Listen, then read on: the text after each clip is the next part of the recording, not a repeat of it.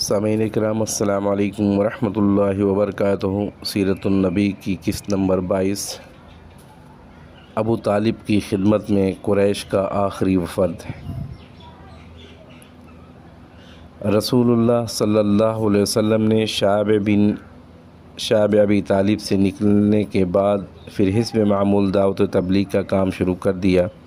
اب مشرکین نے اگرچہ بائیکاٹ ختم کر دیا تھا، لیکن وہ بھی حسب معمول مسلمان پر دباؤ ڈالنے اور اللہ کی راہ سے روکنے کا سلسلہ جاری رکھے ہوئے تھے۔ جہاں تک ابو طالب کا تعلق ہے تو وہ بھی اپنی درینہ روایت کے مطابق پورے جان سپاری کے ساتھ اپنے بھتیجے کی حمایت و حفاظت میں لگے ہوئے تھے، لیکن اب ان کی عمر 80 سال کے متجاوز ہو چلی تھی۔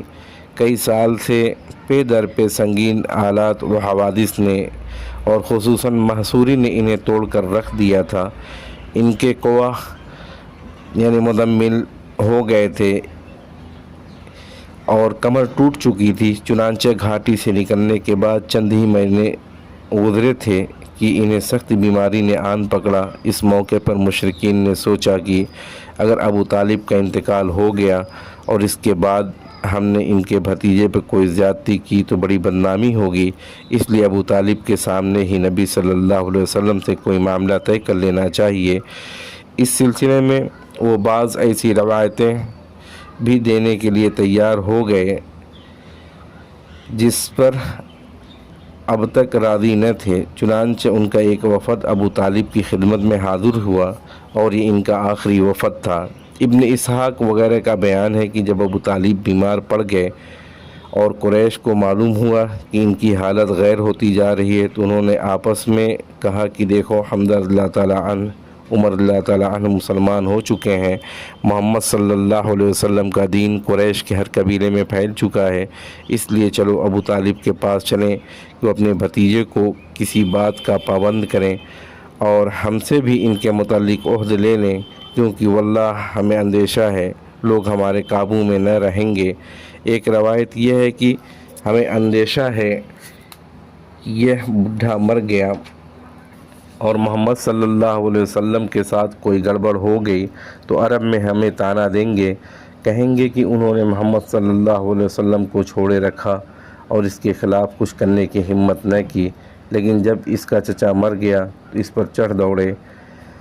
بہرحال قریش کا یہ وفد ابو طالب کے پاس پہنچا اور اس سے گفت و شنید کی، اور وفد کے ارکان قریش کے معزز ترین افراد تھے، یعنی عتبہ بن ربیعہ، شیبہ بن ربیعہ، ابو جہل بن ہشام، امیہ بن خلف، ابو سفیان بن حرب، دیگر اشراف قریش جن کی کل تعداد تقریباً 25 تھی۔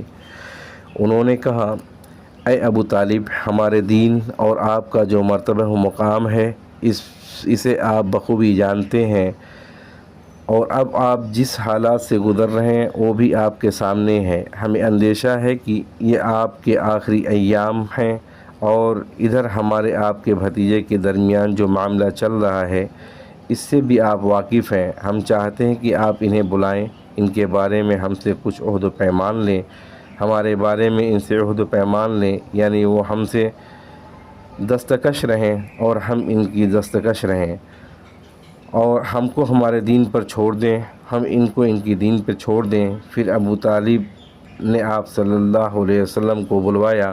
آپ صلی اللہ علیہ وسلم تشریف لائے تو کہا، بھتیجے، یہ تمہاری قوم کے معزز لوگ ہیں، تمہارے ہی لیے جمع ہوئے ہیں، یہ چاہتے ہیں کہ تمہیں کچھ عہد و پیمان دے دیں اور تم بھی انہیں کچھ عہد و پیمان دے دو۔ اس کے بعد ابو طالب نے ان کی یہ پیشکش ذکر کی کہ کوئی بھی فریق دوسرے سے تعارض نہ کرے۔ جواب میں رسول اللہ صلی اللہ علیہ وسلم نے وفد کو مخاطب کر کے فرمایا، اگر لوگ یہ بتائیں کہ اگر میں ایک ایسی بات پیش کروں جس کے اگر آپ قائل ہو جائیں تو عرب کے بادشاہ بن جائیں اور عجم آپ صلی اللہ علیہ وسلم کے زیر نگیں آ جائیں تو آپ کی رائے کیا ہوگی؟ بعض روایت میں یہ کہا گیا ہے کہ آپ صلی اللہ علیہ وسلم نے ابو طالب کو مخاطب کر کے فرمایا، میں ان سے ایک ایسی بات چاہتا ہوں جس کی یہ قائل ہو جائیں تو عرب ان کے تابع فرمان بن جائیں، عجم انہیں جزیہ ادا کریں۔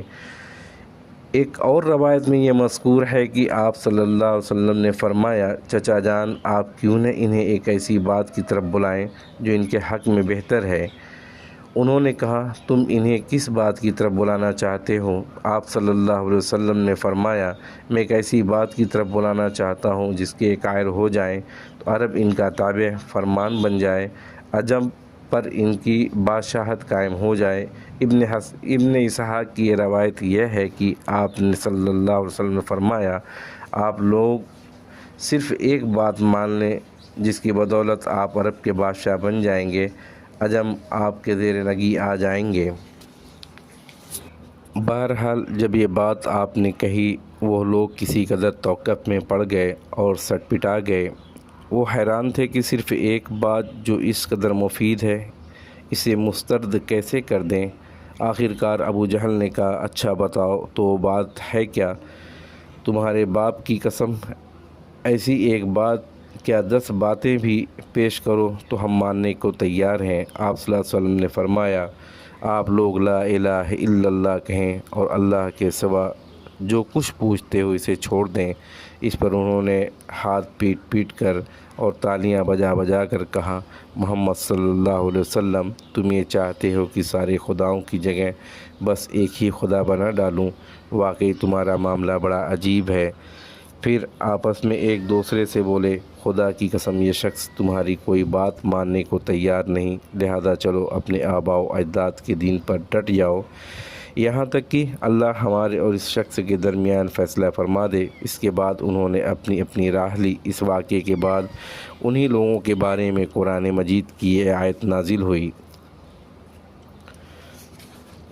صاد والقرآن ذی الذکر بل الذین کفروا فی عزة وشقاق کم اہلکنا من قبلہم من قرن فنادوا ولا حین مناصر وعجبوا أن جاءهم منذر منهم وقال الكافرون هذا ساحر كذاب أجعل الآلهة إلها واحدا إن هذا لشيء عجاب وانطلق الملأ منهم أن امشوا واصبروا على آلهتكم إن هذا لشيء يراد ما سمعنا بهذا في ملة الآخرة إن هذا إلا اختلاق۔